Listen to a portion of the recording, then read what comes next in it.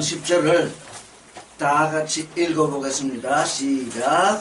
사도들이 돌아와 자기들의 행한 것을 예수께 여쭈니 데리고 따로 베세다라는 고을로 떠나가시니라. 예.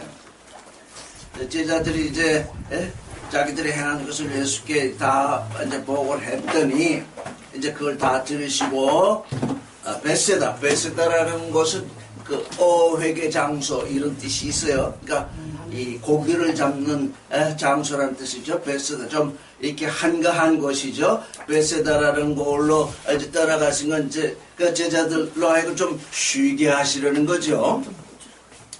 11절 읽겠습니다. 무리가 알고 시작. 무리가 알고 따라왔거늘 예수께서 그들을 영접하사 하나님의 나라의 일을 얘기하시며 병 고칠 자들은 고치더라. 12절 시작. 날이 저물어가매 12사도가 나와 여짜오되 무리를 보내어 주로 마을과 첨으로 가서 유하며 먹을 것을 얻게 하소서. 우리가 있는 여기는 빈들입니다. 그렇죠. 지금 날이 점점 어두워지고 있습니다. 근데 그 장소가 지금 빈들입니다. 그러니까 12사도의 생각에는 이 사람들을 흩어보내서 마을과 촌으로 가서 유함에 먹을 것을 얻게 한 것이 옳겠다. 그렇게 생각한 거죠. 그 참으로 맞는 생각이죠. 사람의 생각으로는. 12사도의 생각은 지금 이 사람들이 이 사람들을 이렇게 멀리 보내지 않으면 굶을지도 모르겠다. 그래서 이제 보냅시다 하라고 얘기를 했더니 예수께서 말씀하십니다. 시작.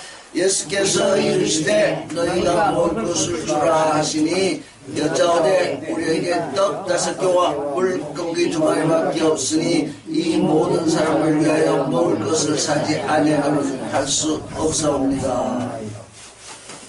너희가 먹을 것을 주라 그랬더니 우리에게 떡 5개와 물고기 2마리가 있던데 보리떡 5개와 물고기 2마리도 제자들이 가져온 것이 아니라 어린 아이의 것이죠. 어린 아이가 이제 그것을 가져온 것이죠. 우리가 성경을 읽으면서 숫자가 많이 나오는데 5개는 뭘 말할까요? 5. 그래서 5에 대해서는 몇 군데 말씀이 나와 있지만 5이 뭘까라고 오늘 말씀을 여러분께 드리려고 생각하다 보니까 5은 사람의 숫자는 6이죠. 사람의 숫자. 근데 여기 지금 어린아이가 보리떡 5개와 물고기 2마리를 가지고 있으니까 아직 어른이 되지 않은 상태죠. 5은 아직 어른이 되지 않은 아이의 모습이구나 하는 것을 우리가 알 수 있죠. 그 다음에 물고기 2마리. 둘은 우리가 많이 지금 알고 있죠. 둘. 알파와 오메가, 처음과 나중, 영과 육, 속사람과 겉사람. 이렇게 둘은 우리가 많이 검토해 봤습니다.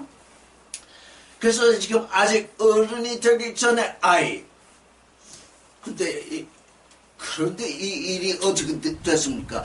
어른이 되기 전에 아이가 보리떡 5개와 물고기 2마리를 제자들에게 줬기 때문에 그걸 예수께 가져오게 된 거죠. 조금 전에 둘에 대해서 얘기했는데 또 다른 둘은 없을까요? 처음과 나중, 속사람과 겉사람, 알파와 오메가. 그것 말고 이 말씀 속에서 일어나는 두 사람을 어떻게 생각해 볼 수 있을까요? 영의 사람과 예? 영의 사람과 육의 사람. 어린아이와 예수 그리스도. 지금 여기서 가장 중요한 것은 어린아이의 마음과 예수 그리스도의 마음이 지금 맞는다는 거예요. 어린아이의 마음이 예수 그리스도의 마음 속에 있고 예수 그리스도의 마음이 어린아이의 마음 속에 들어가 있는 거예요. 지금 이 보리떡 5개와 물고기는 또 다른 말로 하면 우리가 성경에서 늘 자주 읽고 있는 내 마음을 다하고 혼을 다하고 뜻을 다하여 너의 하나님을 사랑하라. 지금 어린아이는 자기 자기가 먹으려고 아마 부모가 싸줬겠죠. 먹으려고 가지고 왔던 것인데 그의 제자들이 누가 먹을 거 가지고 있는 사람 없냐 그랬더니 제일 먼저 어린아이가 물고기 5개와 벌떡 5개와 물고기 2마리를 내놓는 것입니다. 이게 아주 좋은 일입니다. 어린아이의 손으로 지금 어린아이의 손으로 주님께 그게 넘겨지고 있습니다. 그래서 주님의 마음과 어린아이의 마음이 하나 되면서 지금 참으로 11조가 일어나는 것입니다. 내 마음을 다하고 혼을 다하고 뜻을 다하라. 그게 뭡니까? 바로 그게 우리가 하나님 앞에 드리는 11조입니다. 우리 돈의 11조. 모든 사람들은 지금 내가 번 그것의 11조를 하나님께 드리려고 그러는데 그것도 감사하는 마음으로 드리는 게 아니라 그걸 드리면 복을 받는다니까. 그래서 그걸 자기 11조 세상 복을 맛바꾸려고 그러잖아요. 하나님은 모든 것을 거저 주시는데 우리는 하나님께 뭘 내놓으려고 할 때 그저 이걸 내놓으면 뭘 받을까 그런 생각으로 지금 우리가 지금 믿음의 생활을 한다고 하는데 그건 사실 믿음의 생활이 아니고 거래입니다. 거래. 하나님과 거래하고자 하는 것입니다. 하나님은 그런 거래를 원하지 아니하십니다. 하나님은 온 우주를 창조하셔가지고 그걸 다 우리에게 주셨는데 뭘 하나님과 거래하려고 하는 그 얄팍한 마음을 가지고 지금 하나님을 믿는다고 하는 사람들이 지금 어떻게 되는지 전부 종교인이 되어 있습니다. 종교인은 하나님께 나아가지 못하고 있습니다. 왜? 하나님과 거래하려고 하고 있기 때문입니다. 근데 이 어린아이는 예수와 무슨 거래를 하고자 한 것이 아니라 지금 먹을 것이 없느냐 해서 그게 제자들에게 그것을 내놓았습니다. 참으로 좋은 일이죠. 그렇기 때문에 우리는 어떤 때 하나님께 내 것을 아낌없이 내놓을 수 있느냐. 내가 어린아이일 때입니다. 내가 하나님하고 상대하고 있는데 거래하고자 하고 생각하고 있으면 이미 어른이 된 상태라서 하나님이 즐겁게 받을 수 있는 예물을 내놓지 못합니다. 근데 내가 하나님 안에서 예수 그리스도 안에서 어린아이의 마음 이해 득실을 따지지 않는 마음, 육신의 정력, 암흑의 정력, 이생의 자랑, 선악지식을 따라서 따지지 않는 그 마음으로 나는 존재가 어린아이의 마음과 같은 거죠. 14절을 읽겠습니다. 시작. 이는 남자가 한 5,000명 되밀어라. 제자들에게 이르시되 때를 지어 한 50명씩 앉히라 하시니. 그때 사람들이 남자만 한 5,000명이 되더라 그랬어요. 왜 남자만 따졌을까요? 이 유대인들은 남자를 중시하니까 남자만 따졌는데 어느 모임에 가든지 남자가 한 명이면 여자는 30명이 되거든요. 그럼 5,000명에다가 3배만 곱해도 어떠단가 15,000명쯤은 못하는 얘기죠. 남자만 5,000명이다. 여기서 그래서 우리는 이 성경에서 남자만 얘기되고 있기 때문에 이제 우리도 남자가 되는 그 일을 좀 살펴봐야 되는 거죠. 50명씩 앉히래요. 왜? 그 사람이 그 많은 사람들이 한꺼번에 떡을 먹을 수 없기 때문에 50명씩 이렇게 앉히라 이렇게 말씀을 하셨어요. 그 다음에 15절 읽겠습니다. 시작. 제자들이 이렇게 다 앉힌 후 16절 예수께서 떡 5개와 물고기 2마리를 가지사 하늘을 우러러 축사하시고 떼어 제자들에게 저 물에게 나누어 주게 하시니라. 떡 5개와 물고기 2마리를 가지시고 하늘을 바라보셨대요. 하늘을 우러보셨대요. 왜? 사람들이 하나님이 계신 하늘을 우러러 볼 줄 모르니까 이건 징조입니다. 너희는 항상 하늘을 우러봐라. 이제 우리에게 하늘은 어디 있냐면 우리 마음 가운데 있기 때문에 우리의 하늘은 이 마음 가운데 있습니다. 이건 징조로서 지금 너희가 하늘에 계신 그 하나님을 우러러 볼 때에 거기에서 하나님의 은혜가 내려오는 것을 알 수 있다는 것을 지금 우리에게 말씀하시려 하는 것이요. 축사하시고 그랬습니다. 근데 이 축사하시고 거기 어디 나와 있는지 한번 봅시다. 축사하시고 16절.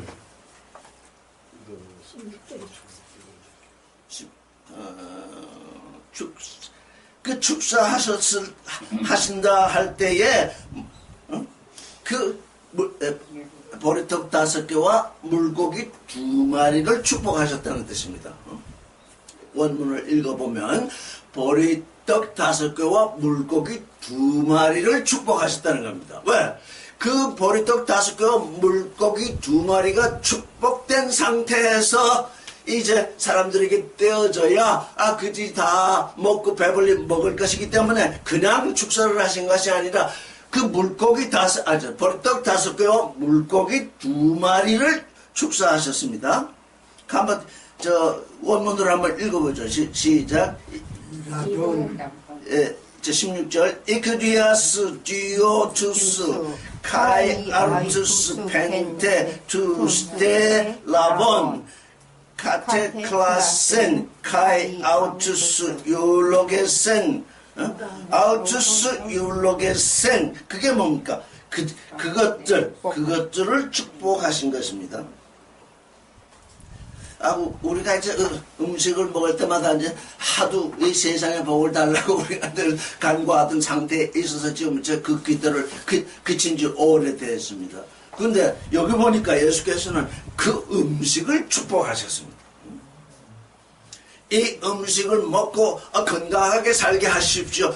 해주십시오. 이렇게 기도하신 것이 아니라 그 음식 그 자체를 축복하신 것입니다. 그 자체를 축복하셔서 그것이 축복된 음식들이 그들 사이에 지금 나누어지도록 이렇게 축복을 하셨습니다. 그래서 제자들에게 나눠줬습니다. 17절 시작.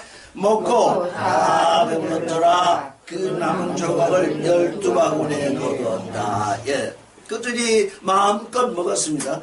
마음껏 먹었더니 남은 조각을 거두니까 또 12바구니가 되었답니다. 12는 뭡니까? 예수의 제자들의 숫자이지 않습니까? 이건 뭡니까? 예수의 12 제자들이 이제 이 세상을 향해서 나누어질 보리떡과 그 물고기가 있다는 거죠. 예수의 은혜는 항상 우리에게 넘쳐납니다. 우리에게 항상 넘칩니다. 근데 어느 사람들이 그 은혜를 넘치는 은혜를 기쁘게 여기지 아니하고 그걸 다 버리는 사람들이 많이 있습니다. 다 먹고 배불렀는데 그 남은 조각을 거두라 그랬습니다. 왜? 그것이 예수 그리스도의 은혜로 말미암아 되어진 일이기 때문에 그 은혜가 또 은혜로서 퍼지게 하려는 것이죠. 18절을 읽어보겠습니다. 시작. 예수께서 따로 기도하실 때에 제자들이 주와 함께 있더니 물어 이르시되 우리가 나를 누구라 하느냐 그랬습니다. 19절을 읽겠습니다. 시작. 대답하여 이르시되 심지자 요한이라 하고 더러는 엘리야라 더러는 옛 선전에 한 사람이 살아났다. 심지자 요한 또는 엘리야 옛 선지자 중에 한 사람이 살아났다. 무리 지금 예수를 따라다니는 그 무리가 왜 예수를 따라다니고 있냐면 그게 헤롯이 못 뵌 침자 요한이 살아난 것이 아닐까? 아니면 엘리야가 온 것이 아닐까? 아니면 옛 선지자 중에 한 사람이 살아난 것이 아닐까? 아직 예수 그리스도에 대해서 알지 못하고 있습니다. 이들은 하나님의 아들을 알지 못하고 있습니다. 그래서 제자 이렇게 물으니까 이렇게 대답했습니다. 20절을 읽겠습니다. 시작. 예수께서 이르시되 너희는 나를 누구라 하느냐 했습니다. 베드로가 대답하여 이르되 하나님의 그리스도인이다. 그 원문으로 한번 읽겠습니다. 시작. 에이나일 레게테 메 티나 데 휘메이스 아우토이스 데 에이펜 이건 참 히브리가 아니죠. 이렇게 바로 이거 하도 거꾸로 있다 보니까 지금 다시 읽겠습니다. 에이펜데 아우트 휘메이스데 디나메 레게테 에이나이 페트로스데 아포크리데이스 에이펜 턴 크리스천 주데오. 예, 그 하나님의 그 그리스도입니다. 이렇게 베드로가 대답했습니다.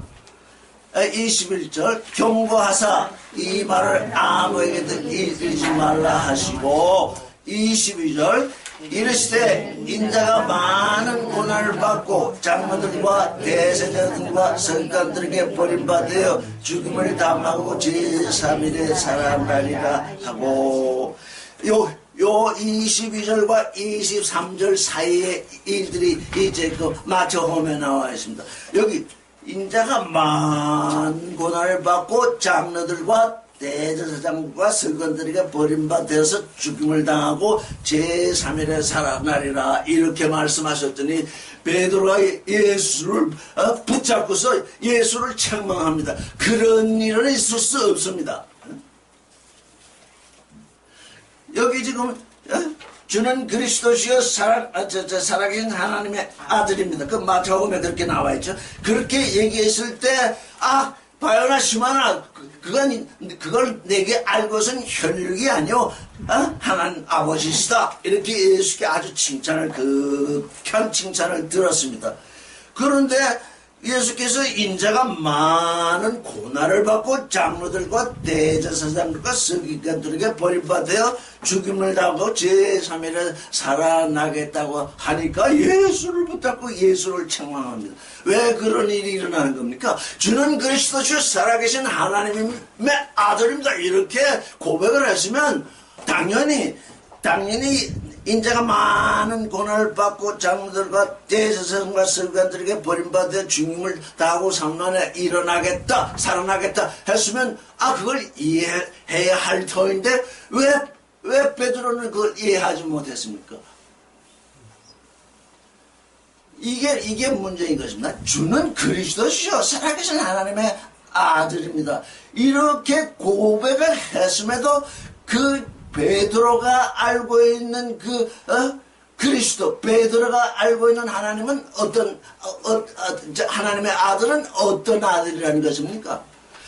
아직 베드로는 어디에 갇혀 있는 것입니까? 이스라엘 사람들이 가지고 있는 그 육신의 교리에 딱 갇혀 있는 것입니다. 이스라엘 사람들은 뭘 믿고 있었느냐? 하나님의 아들이 오셔가지고 이스라엘을 회복시킨다고 하는 그 육신의 교리, 육신의 믿음, 거기에 다 갇혀 있었습니다. 그래서 베드로를 비롯한 12 제자들도 마찬가지로 지금 3년 동안 예수를 쫓아다니고는 있지만, 그리스도다. 하나님의 아들이다. 그가 무슨 일을 할 것이냐? 이스라엘을 회복할 것이다. 여기에 갇혀 있는 것입니다. 그게 깨져야 합니다. 그게 깨져야 합니다. 그래서 지금 과학자들은 이 우주가 빅뱅으로 지금 생겨났다 그러는데 우리에게도 빅뱅이 일어나야 됩니다. 뭐 그런 세상적인 생각, 그런 육신적인 생각, 자기 유익을 위해서 뭘 하는 생각, 그게 빅뱅, 그게 확 폭발해가지고 그게 다 그 안에 있는 참 생명이 드러나야 되는 것입니다. 그러니까 예수를 붙잡고 예수를 책망하니까 뭐라고 그랬습니까? 다른 오면 사단아 물러나라 그랬잖아요. 네가 하나님의 일을 생각하지 않냐고 사람의 일을 생각하는도다 그래서 이거 아주 중요합니다. 내가 하나님의 일을 생각하지 않냐고 사람의 일을 생각한다. 우리가 조금 전에 아주 맛있는 식사를 했습니다. 그건 사람의 일입니까? 하나님의 일입니까? 사람의. 그건 사람의 일이라도 그게 죄가 아닙니다. 왜? 그건 우리가 식사를 하는 것이니까 우리가 음식을 먹어야 되니까 그걸 식사를 해서 먹었습니다. 근데 왜 예수께서 하시는 말씀 뭡니까? 내가 지금 예수께서 뭐랍니까? 내가 지금 고난을 받고 장로들과 대제사장과 서기관들에게 버림받아서 죽임을 당하고 3일에 살아난다고 하는 이 아주 하나님의 일, 정말 예수를 보내신 그 하나님의 일이 지금 제시되고 있는데, 그 하나님의 일이 제시되고 있을 때 베드로는 무슨 생각을 했습니까? 육신의 생각을, 자기 일을 생각하고 있습니다. 왜? 12제자 지금 예수를 따라가고 있는 그 일은 아직까지도 뭐냐? 예수께서 혹시 예루살렘에 올라가서 등극을 하시면, 임금으로 등장하시면, 나는 총리가 되고 나는 뭐가 되고, 이런 지금 바로 뒤에 그게 나오잖아요. 서로 이제 누가 크냐나 다툼이 나오는 이유는 뭐냐면, 예수께서 지금 예루살렘으로 올라가시는데 지금 제자들의 생각에는 지금 뭐가 있습니까? 누가 으뜸이 되느냐? 지금 이분이 임금이 되면 누가 으뜸이 될 것이냐? 그것이 아주 세상적인 생각에 좀 꽉 차 있는 겁니다. 그러니까 뭔가 예수께서 이 말씀을 하셨을 때 아마 이렇게 볼 때 12제자 가운데 늘 베드로가 앞장서서 얘기를 하고 있는데 제자들이 깜짝 놀랐을 것입니다. 아니 이게 뭐야? 우리는 지금 예루살렘에 올라가서 한자리 하려고 하는데 뭐 고난을 받고 또 버림받고 죽음을 당하고 이런 일이 있을 수 있는 거야. 이게 그리스도에게서 하나님의 아들에게서 이런 일이 있을 수 있는 거야 하면서 지금 모두가 지금 이렇게 두리번거리고 있었을 것입니다. 그때 베드로가 딱 나선 거죠. 베드로가 대표니까 딱 나서가지고 주님 그건 안 됩니다. 그럴 수 없습니다. 이렇게 얘기를 하잖아요. 그때 그러니까 뭔가 우리 자신이 그럴 때 사탄아 물러나라 이렇게 말씀하셨는데 사람들이 또 그걸 번역하기를 베드로 안에 있는 사단, 베드로 안에 있는 사단이 아니라 베드로 자신이 이미 사단입니다. 사단이라는 뜻은 뭐냐? 적대자라는 뜻입니다. 말씀이 잘 들으셔야 합니다. 말씀이 우리에게 드러나고 있을 때, 말씀이 지금 이렇게 드러나고 있을 때 그런 일이 있을 수 있나? 그건 안 돼. 그래서 사람의 생각으로 그걸 맞대면 하면 그때 우리는 적대자. 그때 우리는 예수 그리스도의 적대자가 되고 있습니다. 제자가 갑자기 적대자로 변하는 것입니다. 제자가 곧바로 사단으로 변하는 거죠. 사단아 물러나라. 너는 하나님의 일을 생각하지 않냐고 사람의 일을 생각한다. 그러니까 우리에게 이제 이런 일이 늘 닥치게 됩니다. 일상적으로 우리는 밥을 먹고 일을 하고 합니다. 그건 일상적으로 하는 일이니까 우리가 반드시 해야 하는 일입니다. 근데 어떤 결정의 순간에 이게 딱 내게 문제가 부딪혔는데 이거를 해야 되느냐 하지 말아야 되느냐, 이 일을 해야 되느냐 하지 말아야 되느냐는 그 순간에 갑자기 그게 하나님의 말씀으로부터 내게 그 일이 다가왔으면 그게 육신의 생각으로서 그거를 행해야 되느냐 말씀으로 행해야 되느냐 하는 순간이 항상 우리에게 다가옵니다. 우리 평상적으로 그런 일이 다가오는 것이 아니라 나의 결정의 순간, 내가 어떻게 해야 되느냐, 내가 나의 육신을 따라서 살아야 되는 것이냐, 아니면 지금 내게 들려진 이 말씀을 따라가야 되느냐, 이런 결정의 순간이 우리에게 늘 다가옵니다. 그때 육신을 쫓아가면 어떻게 된다는 거예요? 사단이 된다는 것입니다. 예수 그리스도의 적대자가 된다는 거죠. 잠시. 그걸 취하고 나서 계속 그 길을 가면, 그건 계속 사탄이 되는 것이고, 그랬다가도 말씀으로 말미암아서 다시 돌이키면 이제, 되는 거죠. 그래서 우리는 우리 안에서 어떤 일이 일어나는지 항상 깨어서 우리 자신을 살펴볼 수 있어야 됩니다.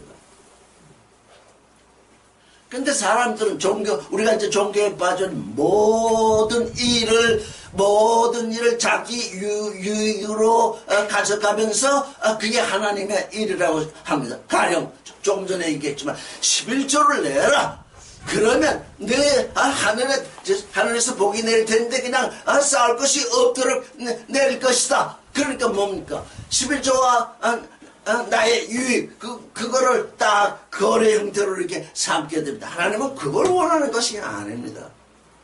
하나님이 우리에게 구원을 거저 주셨으니 우리도 그 은혜를 따라서 하나님의 의와 하나님의 나라를 구하고 있으면 내가 먹고 마실 것은 그냥 더해 주시라고 그랬지 이렇게 자기 욕심을 따라서 모든 것을 구하는 것이 아니라 하는 것입니다. 23절 읽겠습니다. 시작.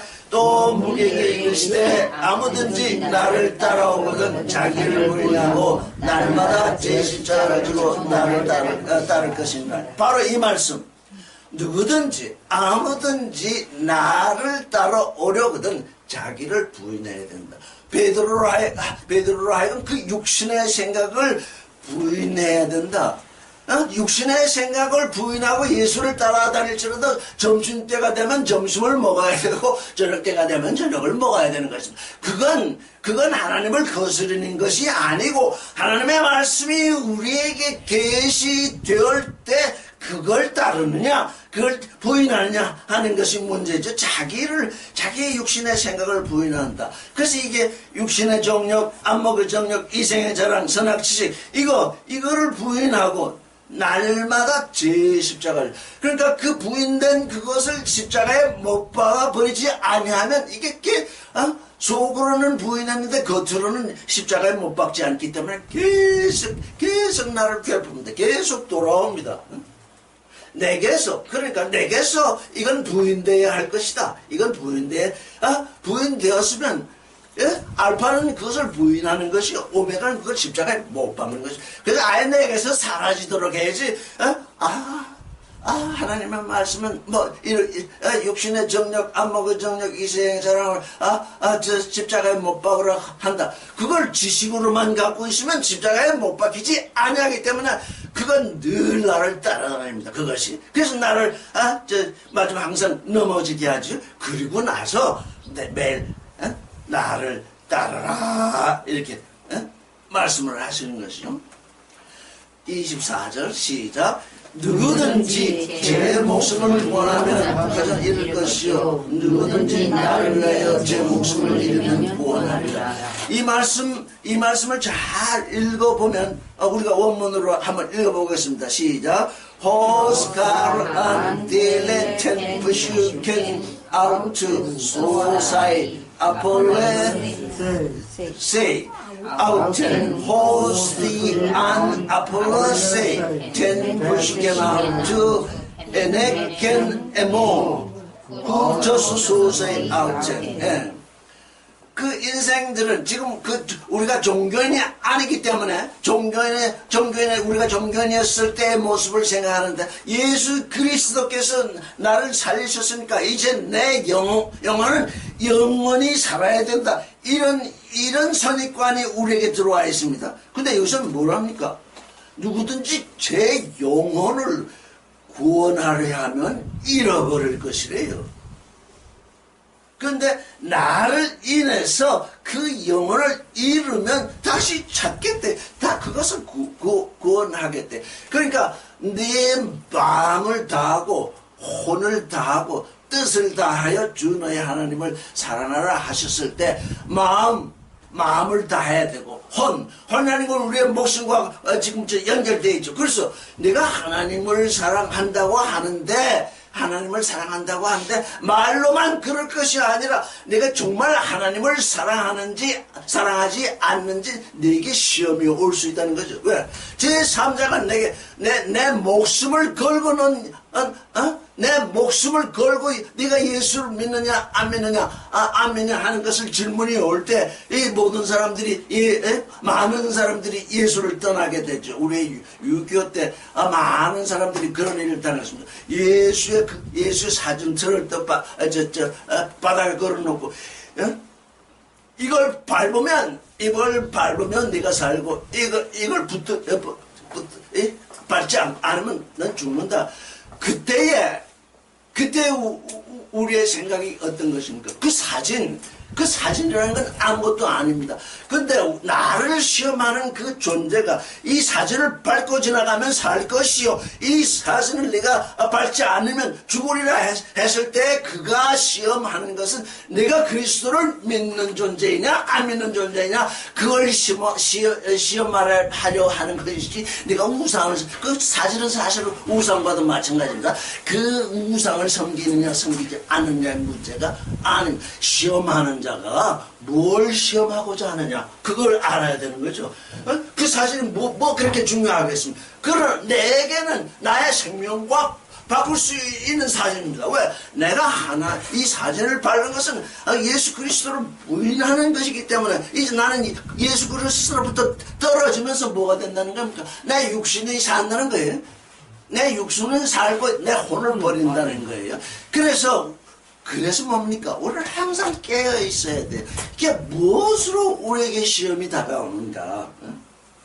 우리 속으로 육신을 통해서 자꾸 뭔가 우리에게 그런, 말하자면 생각들이 떠오를 수 있는데, 그래서 누구든지 제 목숨, 제 혼을 구원하고자 하면 이럴 것이, 왜? 예수 그리스도와 상관없이 그 혼을 구원고자 하기 때문이죠. 그러나 나를 인하여입니다. 나를 인하여. 나가는 뭡니까? 예수 그리스도잖아요. 예수 그리스도가 어디에 계십니까? 내 안에 계시잖아요.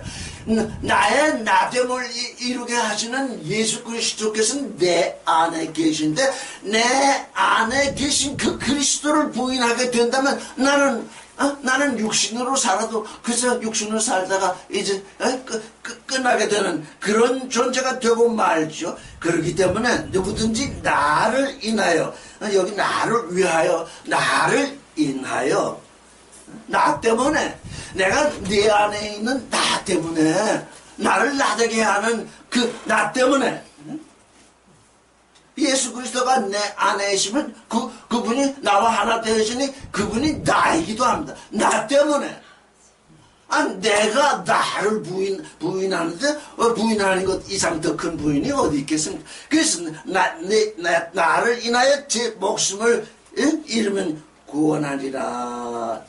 25절 읽겠습니다. 시작. 사람이 만일 온 천하를 얻어도 자기를 잃든지 빼앗기든지 하면 무엇이 유익하리요? 예, 제가 늘 이 말씀을 하고 있죠. 사람이 온 천하를 얻고도 자기를 잃어버리면 무엇이 유익하냐? 우리의 존재는 온 우주보다도 귀한 존재이죠.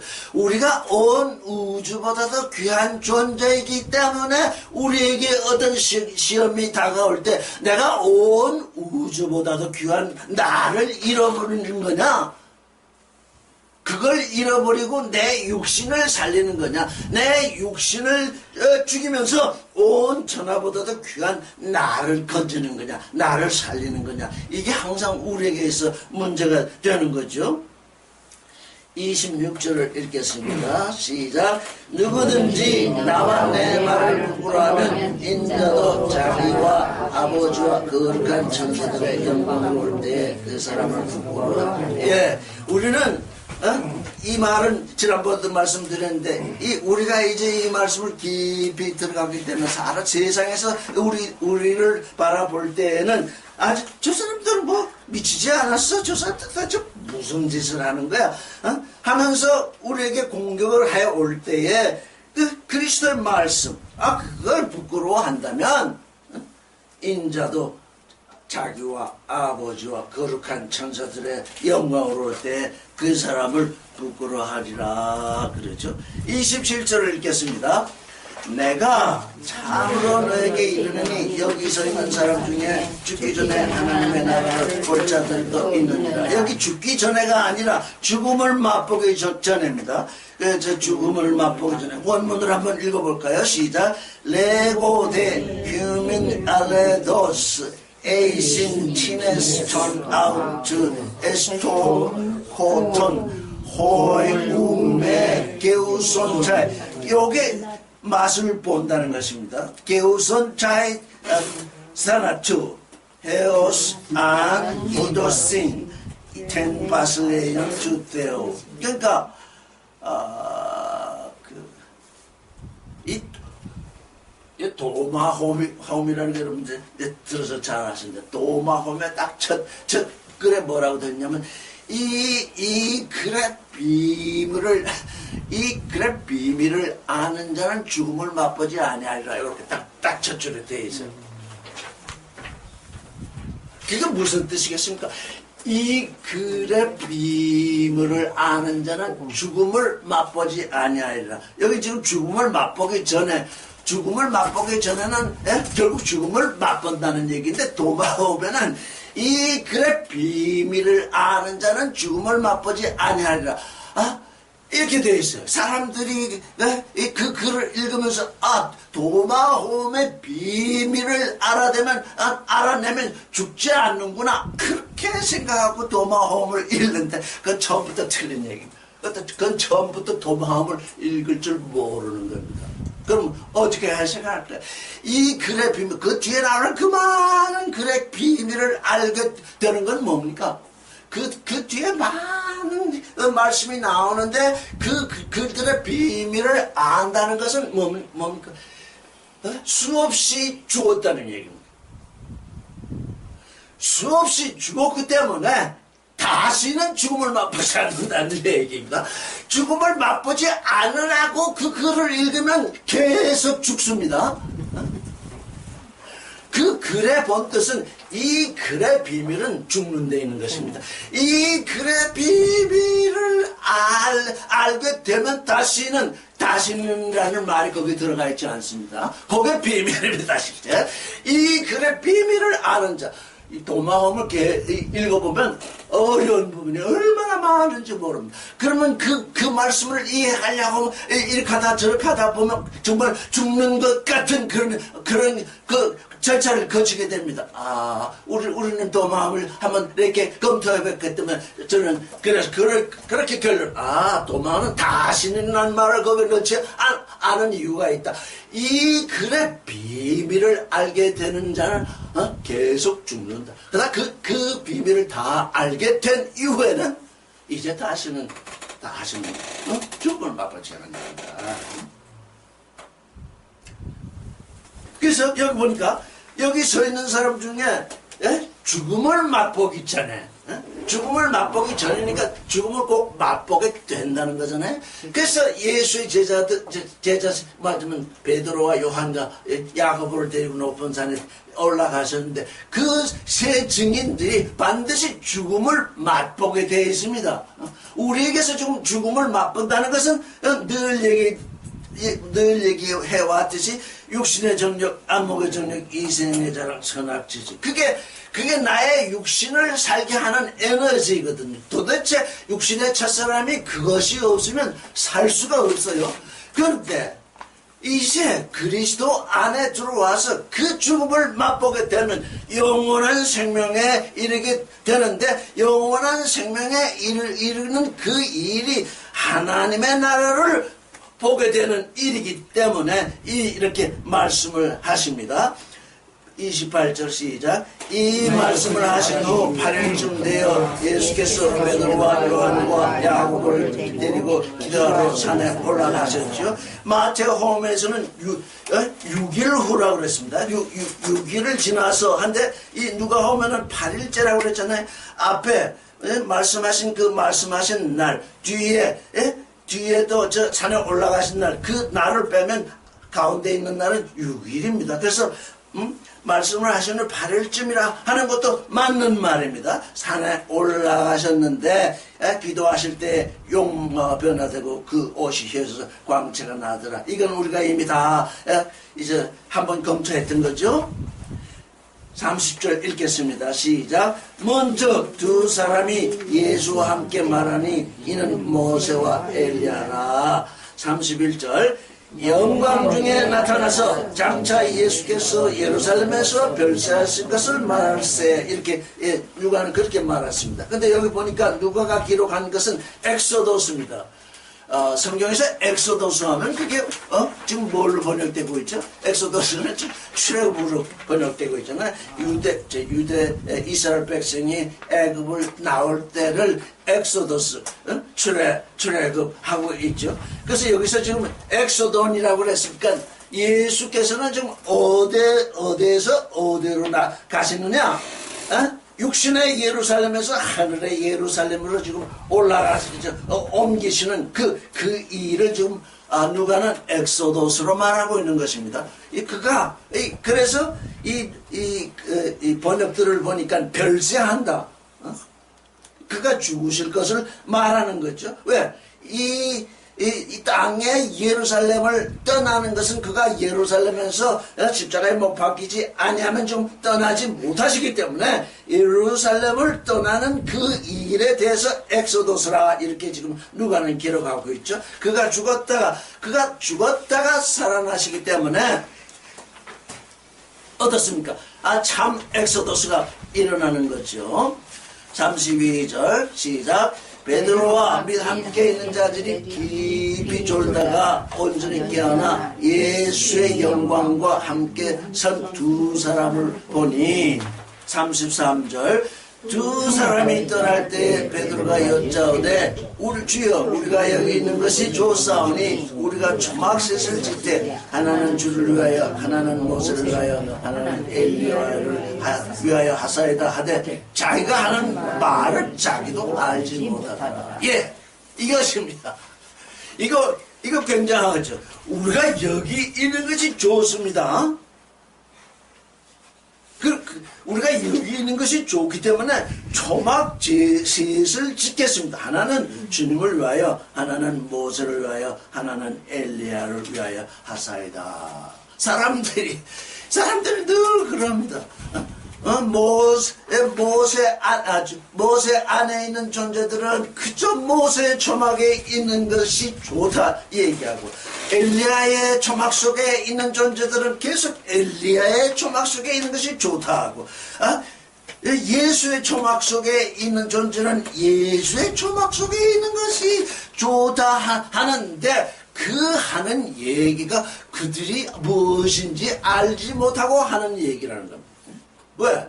아직 그들에게 그렇게 모세의 초막 속에, 엘리야의 초막 속에, 예수의 초막 속에 계속 거하고 있으면 아직도 그들에게 올 아주 좋은 일이 나타나지 않은 것이기 때문입니다. 우리는 항상 예수를 믿게 될 때는 맨 처음에 모세의 초막 속에 거하다가 좀 말씀 안에서 깊이 나아가다 보면 엘리야의 초막 속으로 옮기게 됩니다. 엘리야의 초막 속에 있다가 또 다시 예수의 초막 속으로 옮기게 됩니다. 예수의 초막 속으로 옮겼다고 해서 그것이 전부냐 하면 그것이 전부가 아닙니다. 베드로도 자기가 하는 말을 자기가 알지 못하고 지금 하고 있는 말입니다. 34절 읽겠습니다.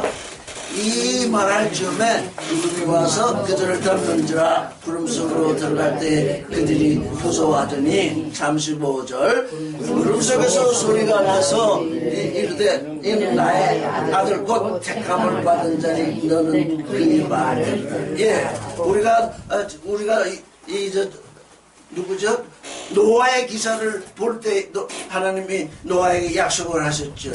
내가 나의 무지개를 구름 속에 들이라. 여기 지금 구름 속에서 소리가 납니다. 이는 나의 아들이다. 나의 택함을 받은 자다. 그러니 지금 베드로에게 하시는 말씀이죠. 너는 내 말을 할 것이 아니라 그의 말을 들으라. 지금 우리가 늘 말씀을 읽고 늘 기도를 하고 하는 것을 우리 자신을 들여다보면 자꾸 하나님으로 하여금 그리스도로 하여금 내 말을 좀 들어주십시오 하고 자꾸 그렇게 얘기합니다. 그런데 여기 이제 우리가 구름 속에 있는 무지개, 구름은 증인, 우리 자신이고 무지개는 이제 그리스도인데 우리가 구름이 된 존재이면 이제 구름 속에 무지개가 있게 되면 내 안에 그리스도가 임하여 있게 되면 어떻게 되느냐? 너는 내 말을 하지 말고 그 안에 그리스도의 말을 들으라. 이게 지금 이게 12제자가 변화되어야 하는 변화이며 우리 자신이 변화되어야 할 변화입니다. 우리는 늘 정말 평생을 기도하지만 우리의 생각을 좀 들어주십시오. 우리의 생각을 들어주십시오. 계속 이렇게 말하고 있습니다.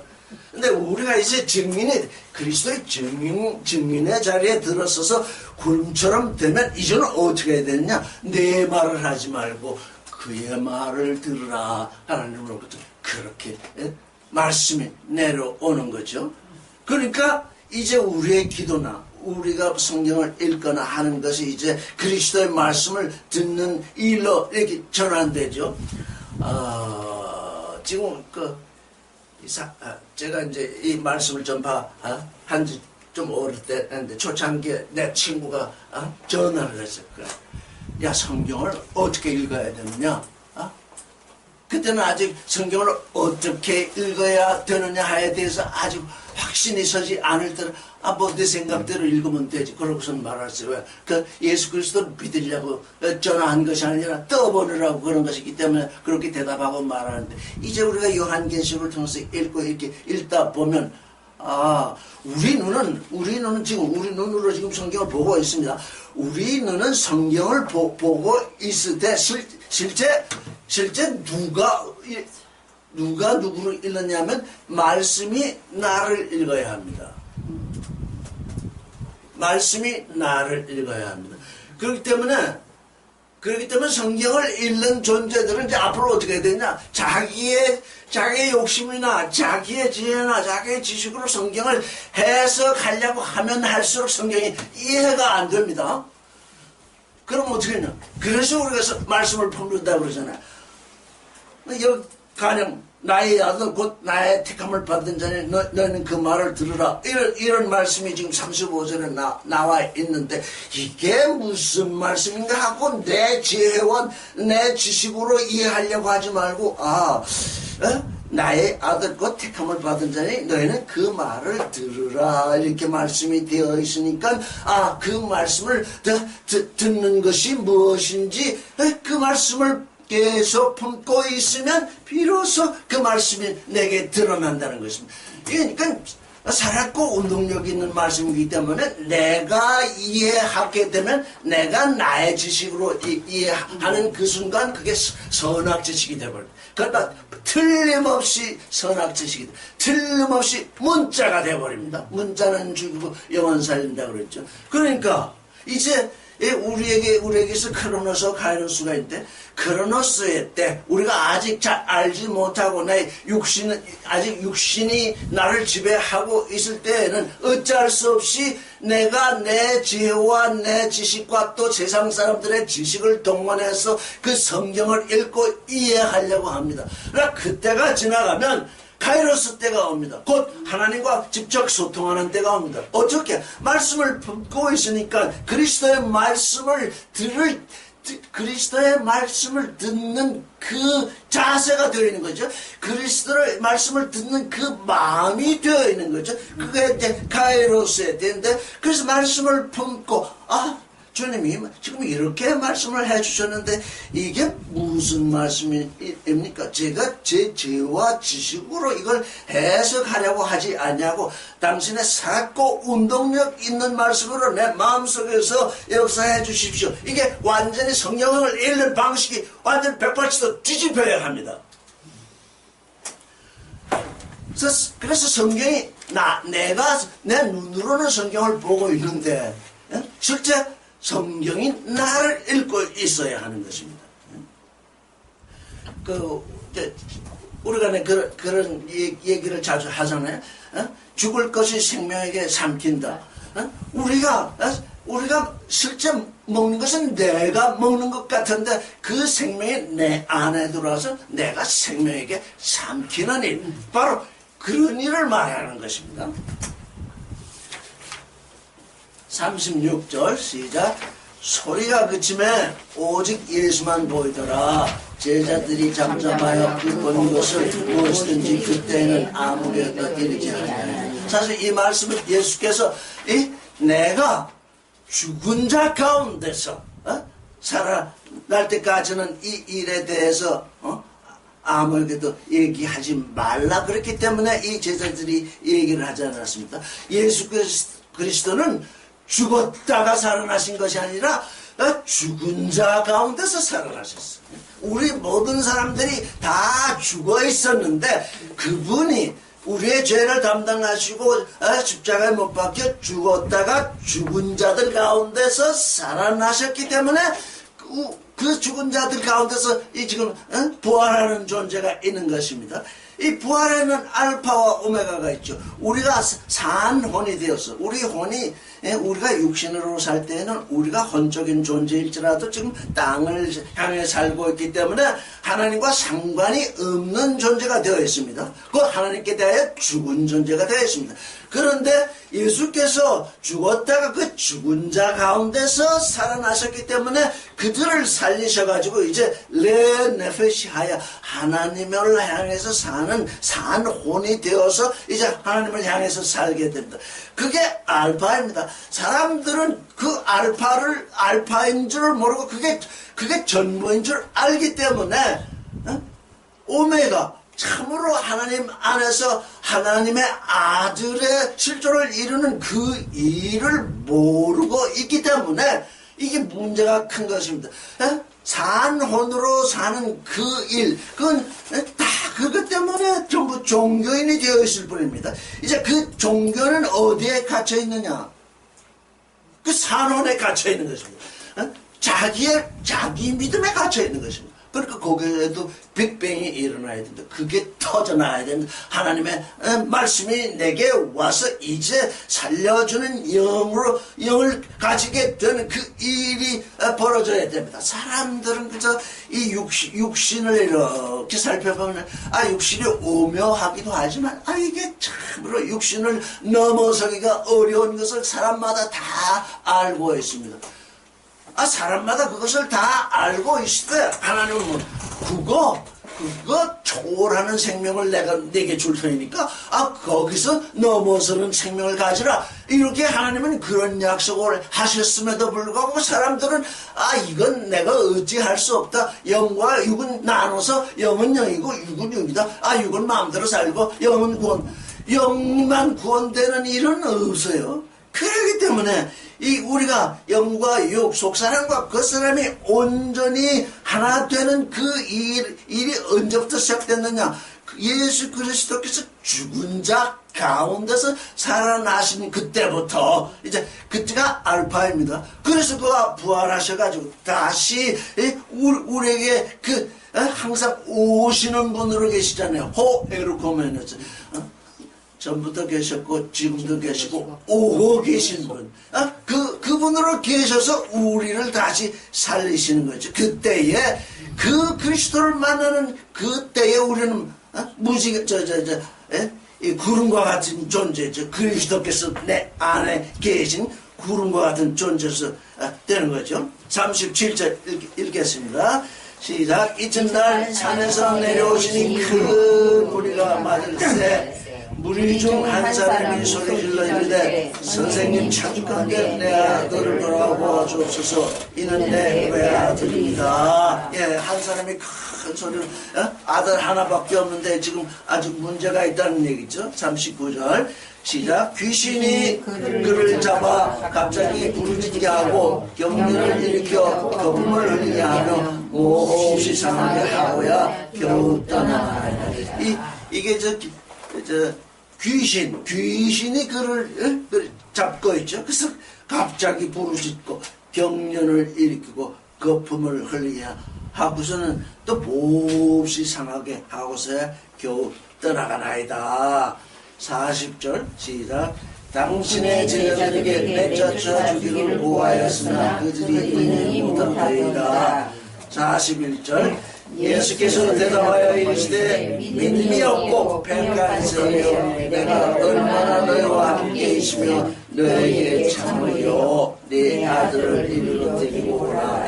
여기 지금 믿음이 없고 그 믿음이 없고 할 때 아피스토스. 피스토스는 믿음이 있다는 뜻입니다. 571번 쓰였지. 아피스토스. 믿음이 없다. 또 그 다음에 폐역하다. 디에스트라메노. 폐역하다. 이게 완전히 흐트러져 있다. 뒤바뀌어 있다. 그런 얘기죠. 이 믿음이 없다, 폐역하다. 이게 또 무엇을 말하겠습니까? 우리의 죄는, 우리의 늘 얘기드립니다만은, 우리의 죄는 표대에서, 하나님의 표대에서 벗어나는 것입니다. 하나님의 표대라는 것은 뭐냐? 우리가 하나님의 생각을 따라서 하나님이 우리를 위해서 예비한 그 길을 걷는 것입니다.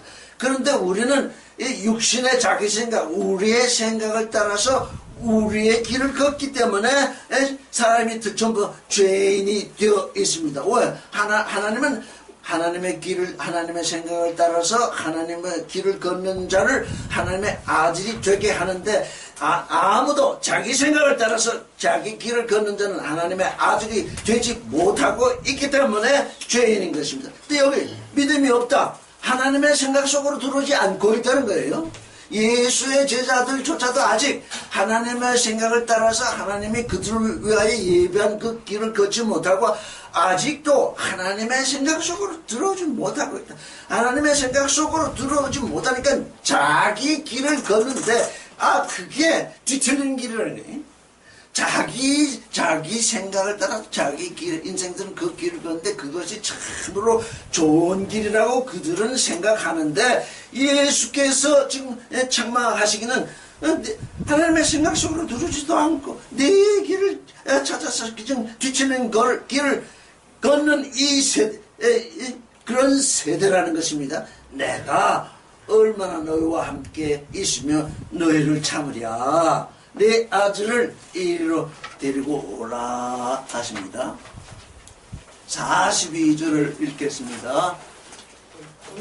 내 지신이 그를 거꾸러뜨리고 심한 경련을 일으키게 하느니라. 예수께서 더러운 기준을 주시고 아이를 낳게 하사 그 아이에게 도로 주시니. 43절 사람들이 다 하나님의 명을 놀라니라. 그들이 다 그들이 하시는 일들을 놀랍게 여기세. 예수께서 제자들에게 이게 놀라는 게 항상 문제입니다. 예수께서 우리에게 어떤 일을 행하시면 그게 우리에게 생명의 징조, 하나님을 믿게 되는 징조, 하나님 안으로 들어가는 그 징조가 되는데, 항상 놀란다. 항상 귀한 일이 되어버립니다. 귀한 이 일은 그들에게 이해될 수 없는 일입니다. 그냥 뭐 기적이다, 뭐다. 도무지 그 일이 왜 일어나는가? 그 일은 예수께서 지금 이 일을 행하시는 것은 이 일을 보고 하나님의 은혜 가운데서 하나님이 주시는 그 능력 안으로 들어오라는 것인데, 사람들은 그래서 놀라기만 합니다. 그래서 오트와 모페트가 있습니다. 오트는 뭐냐? 징조입니다. 세메이온입니다. 오트를 보는 사람은 하나님을 바라봅니다. 그러나 모페트를 보는 사람, 그 귀한 이적이나 기적이나 귀한 일이나 그걸 보는 사람은 거기서 더 이상 나가지 못합니다. 너무너무 귀한 것이니까 그저 귀하게 생각만 하고 있기 때문에. 그래서 우리가 볼 때 예수 12제자 중에는 병 고침을 받은 사람이 없습니다. 왜 그럴까 하고 늘 생각을 해봤습니다. 그랬더니 예수 그리스도께서는 그 제자들을 선택하실 때 그에게 병 고침을 받은 사람이나 이런 사람들을 선택하지 않은 이유가 뭐냐? 너무 그 병 고침을 받은 사람은 그 병 고침을 받은 그 일에 너무 집착을 하기 때문에 진리로 옮겨오지를 못합니다. 그래서 그 12제자는 12제자가 되어가지고 병도 고치고 죽은 자도 살려냈는데 그들 자신은 예수께 병을 고침을 받지 않았어요. 왜? 그들의 마음의 병 고침이 예수에게는 너무나 큰 것이기 때문에 그들의 마음의 병을 고쳐서 제자로 삼으신 것입니다. 그래서 그 병 고침을 받은 사람들의 간증을 보면 이게 뭐 맨날 세상 일만 얘기를 해요. 어? 맨날 세상 얘기만 한다. 뭐 병 고침을 받고 뭐 돈을 많이 벌게 됐고 뭐 다 맨날 그런 얘기를 해요. 그 안에 영적인 삶에 대한 게 그런 감정은 별로 없어요. 왜? 그것이 너무 그들에게 중요하기 때문에 그렇게 되는 거예요. 그래서 여기 보니까 사람들이 예수께서 이렇게 아주 진리의 말씀을 선포하시고 한 그것을 마음으로 받아서 이제 하나님 안으로 들어와야 되는데 그런 일은 난 모른다. 뭐만 보느냐? 예수께서 행하는 이 병 고침만 본다는 거예요. 이래서 모든 일을 놀랍게 여겼대요.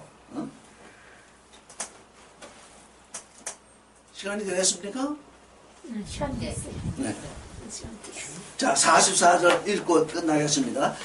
시작. 이 말을 너희 귀에 담아두라. 인자가 장차 사람들의 손에 넘겨지리라 하시되. 제자들이 예수께서 지금 십자가에 못 박혀서 돌아가셨다가 3일 만에 살아날 것을 얘기를 해도 그건 그에게 해당되는 그 말씀이 아니고 그렇게 아주 예수와 지금 담을 쌓고 있습니다. 예수의 제자들이 그럴 수밖에 없는 것이 아직 그들은 예수를 모르기 때문입니다. 그래서 그분이 이스라엘 나라를 회복할 것으로만 생각을 하고 그저 쫓아다니고 있기 때문에 그래서 또 이 말씀을 하십니다. 이 말을 귀에 담아두라 그러십니다. 왜? 귀에 담아두라는 겁니까? 마음에 품고 있으라. 내가 지금 너희들은 내가 하는 말을 내가 알지 못하겠지만 이 말씀을 귀에다 담아두라. 인자가 장차 사람들의 손에 넘겨지리라. 이제 이 말씀이 나중에 이루어지게 되면 주님께서 그때 그 말씀을 하셨구나.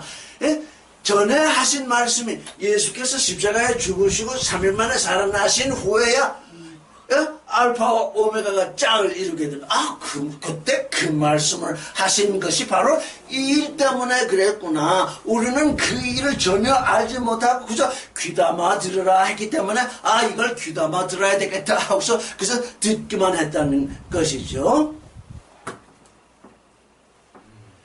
45절까지 읽을까요? 예, 시작. 그들이 이 말씀을 알지 못하니 이는 그들로 깨닫지 못하게 숨긴 바 되었습니다. 또 그들이 이 말씀을 묻기도 조용하더라. 예, 얼마나 평이한 말씀입니까? 사실 너무나 평이한 말씀인데 제자들이 바보도 아니고 그들 나름대로 지혜가 있고 그들 나름대로 뜻이 있어서 예수를 쫓아다니는데 그들의 생각이 예수의 생각과는 정반대로 흘러가고 있기 때문에 이분이 예루살렘에 가서 등극을 하면 이스라엘 나라를 회복을 하면 우리가 한 자씩 할 것이다.